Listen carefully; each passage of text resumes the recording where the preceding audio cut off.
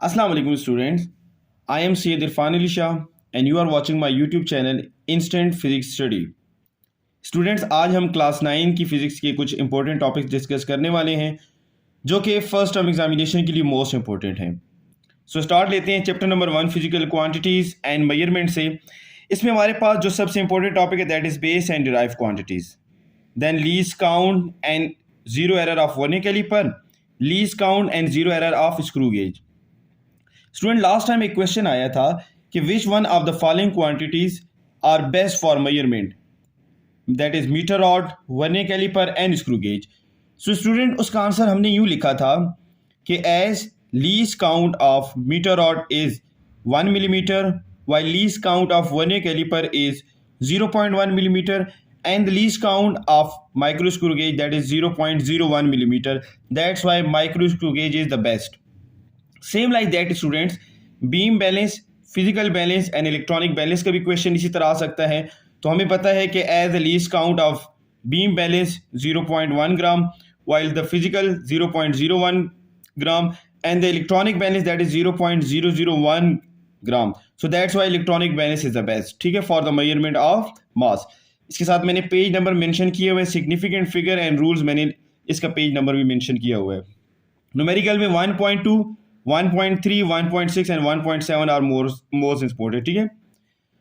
अच्छा students, side information को इस बार आप लोगों ने निगलेक्ट नहीं करना बिकॉज साइड इंफॉर्मेशन इस दफ़ा मोस्ट इंपॉर्टेंट है। ओके, हम आ जाते हैं chapter number 2 that is kinematic, ठीक है।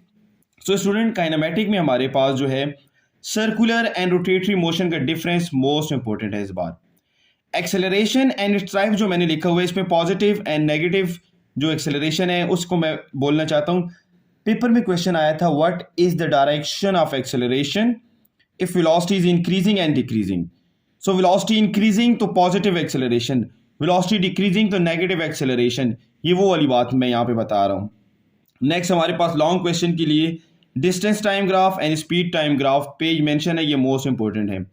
इक्वेशन ऑफ मोशन में से लाजमी एक इक्वेशन आएगी, जैसे मैंने आपको लास्ट टाइम बताया था थर्ड इक्वेशन ऑफ मोशन हमारे पास कैसे आई थी कि उसमें कहा था कि derive equation which is independent of time, so that is third equation of motion.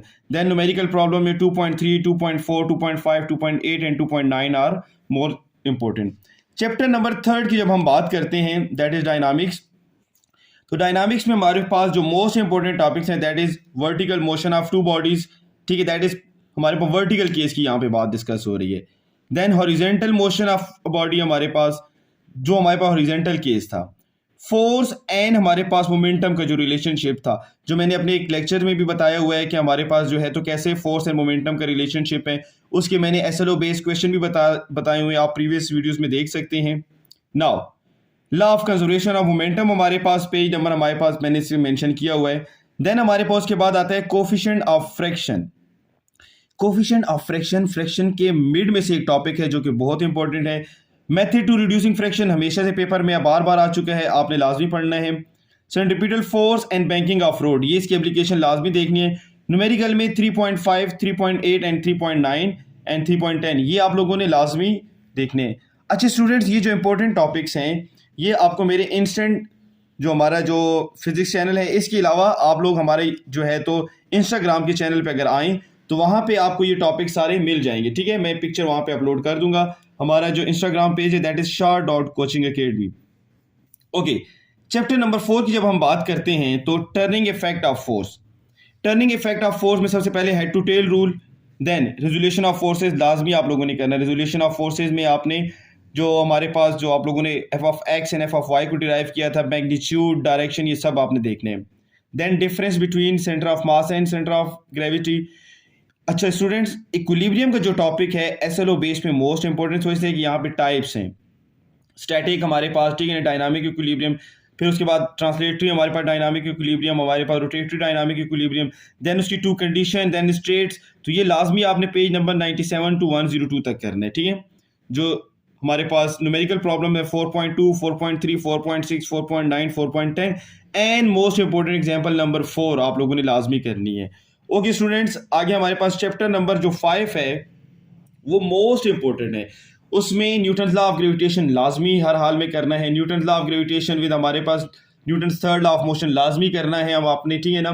Then जो है तो ग्रेविटेशनल फील्ड फोर्स हर हाल में आप लोगों ने करना है चैप्टर नंबर 5 में। मास ऑफ द अर्थ लाजमी, कोई किसी हाल में भी आपने उसको नहीं छोड़ना।